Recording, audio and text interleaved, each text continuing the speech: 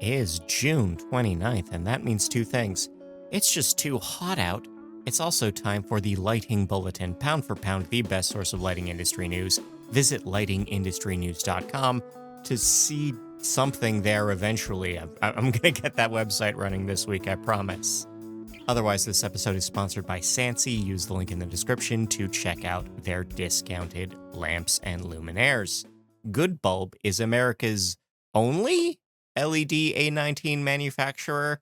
There's a bit of an asterisk on this because the new North Dakota-based vendor will not be shipping products until next week. Beta LED has bought some Cree lighting IP with a new letter of intent for a partnership. CRH will be buying Acrosa. That's $8 billion for the infrastructure company. In rep agency news, LDI and Leesman are partnering in Ohio. Omnicable has picked Blue Sky to rep them in the Pacific Northwest. Lone Star Electric has announced a new division. Alloy LED is partnering with International Lights in New York and New Jersey. UBQD is expanding to a new spot in Los Alamos. Dialite doubled their profit while revenues were down 9%. Orion Energy Systems CEO has bought even more shares of the company, not quite $500,000 in trading last week. We have a new dividend at Acuity of 20 cents per share. The president of the IALD is calling for a lighting designer on every project. And I'm saying that you should hire a professional video editor on every video you post, even the ones of your dog to Instagram. Especially the ones of your dog to Instagram. Please pay me to look at puppies. I'd really like that. Legrand is pivoting their business to data centers, mostly by buying a company called Gertz Industries. Newsweek has recognized Beacon Lighting for some AI thing. The GRA and the WMBC are calling for action on clean electrification. These are both NAED members joining 100 companies in 18 countries that think not oil would be a cool way to power things. GM is entering the energy market specifically to support their EV strategy, which means offering just batteries for homes, I guess. On the people side of things, Linda Carrillo is now a market manager for the NA West section of her company. John Ketchum has been appointed a strategic advisor to Elimsoft. Al Aylesworth is now a VP and national sales manager at Brandon Industries. Brian Biga is now a VP at DMF. Stacy Kemp is a regional sales manager at Satco. Darren Lapsey is now an ops manager for Fantasy. Natalie Toussignan has been announced as a regional sales manager for Leviton Canada. The US DOE says cheap buildings should cost more later. This is a new press release, part of their continuing campaign against the International Energy Code to require new construction to not be good. They are adopting the bad side of the Vimes Boots theory of economics, and this flies in the face of general expertise and recommendations. Project Candle is putting Penn State students in the same room with lighting industry leaders with a new IES project. Illumis is now a Manufacturer of the Year from the Manufacturers Association of Central Florida. United Electric Supply has been named a top workplace by WTOP News. Cleantech is expanding their facility with $2 million. And Elemental LED is rebranding. They're now operating as Elemental Brands. IKEO is suing Negawatt Partners for false representation of their projects, and the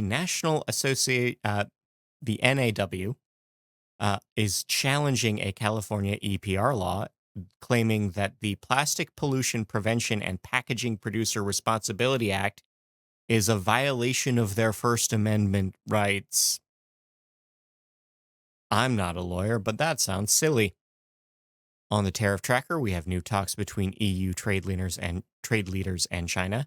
China has imprisoned 2 Japanese citizens over bringing over rare earths illegally, and the US may double tariffs on the EU if they tax American-based digital services. On the event side of things, if you're in Beaver Island, Michigan, you can attend the Dark Sky Fest from September 13th to 30th. Connexus will be managing education.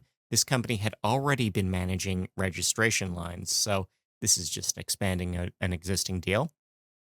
In lighting controls, the DLC has finalized NLC 5.2 that takes effect on August 3rd. Signify is planning more connected gear. Part of their AGM is a greater emphasis on connected homes. That starts with them partnering with Silicon Labs to make Hue bulbs add Zigbee and Matter options. FlashNet is expanding with new development phases for their service division. Westgate has partnered with Kailton Outani for new controls options, and Matter 1.6 is coming with a number of fixes and features that go with that. In research and development, LG OLEDs are perfectly color accurate. This is a cert from Intertech. The US federal government is spending $150 million on air quality projects, specifically related to UVC. Carbon capture won't work. This is a new meta study that shows that it's just something the oil companies made up. Oil firms also used data to lie. British Petroleum's wedges docks have been exposed. UCambridge has studied near-infrared emitters for LED tech, and CCT rules aren't good enough. This is a new study of EU heritage locations. In light pollution news, circadian disruption is now on the Deep Space Explorer hazard list. Daylight is good for lowering dementia risk. Circadian disruption is bad for your bones. Alan might be helping salmon dodge predators at night, but it's also making life worse for reef-dwelling fish. Flagstaff, Arizona, has completed their LED street project. Illinois observed Pollinator Month. Rocky View County, Alberta, is pondering some dark sky plans. We have reclamation work beginning on the Florida ice concentration camp, and Cottonwood, Arizona might be losing their dark sky status. The C40 Mayors Organization, the 40 biggest cities on Earth, are fighting data centers. Michigan has passed new data center regulations. Arizona environmental advocates are protesting a U.S. Bureau of Land Management plan to just light off methane gas to save on waste. We have a group of environmental groups alongside the Catholic Church amending their lawsuit to keep parts of Big Bend, Texas, safe from artificial light. North Carolina mayors are pushing back on data centers. St. Paul, Minnesota might be allowing nighttime golf, at least at the driving range. We have a new backlash against plans from SpaceX to put more light in low orbit. An inn in Horning in the UK is drawing complaints over lighting, and sea turtle advocate Mona Khalil was killed in an Israeli airstrike along with a number of her turtles. Shenzhou 21 has harvested their first round of space tomatoes, and indoor farmers swear that their business is just about making better plants and not about the impending doom of climate change. In Chatham-Kent, Ontario, they've passed a new bylaw for recycler responsibility for crimes, and in Sarasota, Florida, copper thieves hit the city with $55,000 in damages. In local updates, Arkansas solar billing is actually harming the industry, and they might be leaving. The White House UFC event did blind flights going into Reagan International Airport. Shreveport, Louisiana, is failing to fund lighting projects. We have new infrastructure plans in Pima County, Arizona. We have new lighting at the Illinois Army National Guard Armory going ahead. We have new lighting at a Royal Canadian Air Force base in Manitoba. Berks County, Pennsylvania, schools are getting safety grants. Lexington, Kentucky is funding retrofits for low-income seniors. If you've got $1 million kicking around, or you want to lend me $1 million, we can buy a lighthouse in the middle of Chesapeake Bay, Pennsylvania. We have new laser art planned for the San Francisco Civic Center. We have new lighting at 2 ski hills in Maine. We have new school sports lighting in Kashmir, Washington. The Lower Colorado River Authority is funding Little League lighting in Columbus, and path lighting going ahead in San Rafael, California. Internationally, Zhaoyun, China has gone solar LED on roads, and we have entirely new street lighting going up in multiple districts of the Guangdong province, and we have new lighting up and running at Lorca Castle, Spain.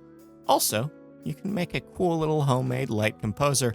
That's nice. I've been Scott Wachter. I want to thank you for your time, your attention, and please visit Sansei Lighting. That link is in the description. I'll see you soon. Take care.